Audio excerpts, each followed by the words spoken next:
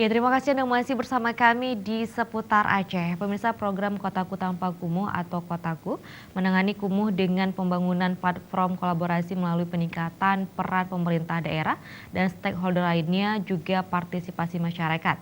Untuk itu, Rabu kemarin Kotaku Banda Aceh menggelar lokakarya dan bazar program Kotaku NSUP yang dibuka Sekda Kota Banda Aceh Insinyur Bahagia di aula salah satu hotel di kawasan Simpang 5.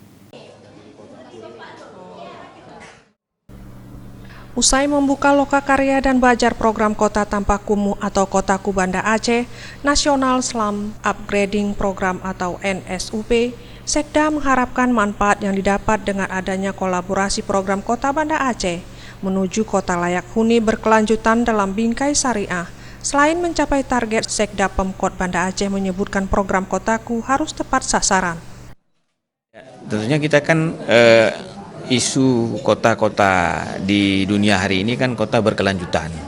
Kota berkelanjutan ini baru bisa berhasil apabila kita juga menyiapkan suatu perencanaan yang komprehensif, dan hari ini kita diberi contoh oleh Kementerian PU bagaimana menyelesaikan 460-an hektar kalau nggak salah kawasan kumuh itu menjadi kawasan yang layak huni.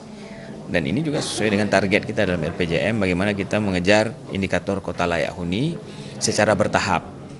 Dan salah satu dari komponen yang sangat mendukung indikator ini adalah program Kotaku ini. Senada itu, Ketua DPRK Banda Aceh Paritnya Umar mengungkapkan apresiasinya terhadap pemerintah Kota Banda Aceh yang konsen dan peduli untuk menyulap kawasan kumuh menjadi daerah yang layak huni.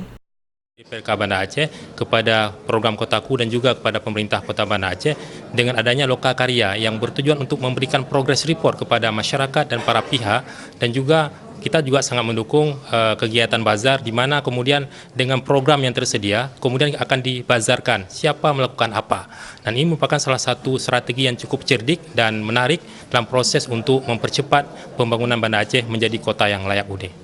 Kemudian pihak perbankan sendiri juga ikutan mensupport kegiatan program Kotaku di Banda Aceh, salah satunya dari Bank Rakyat Indonesia yang menyisihkan dana CSR-nya untuk program Kotaku ini. Tentu sangat mendukung, dengan kami buktikan pada hari ini kami ikut berkontribusi menyerahkan CSR sebesar 24 juta untuk kepada tim Kotaku untuk melakukan pembenahan terhadap tempat-tempat yang masih dianggap kumuh.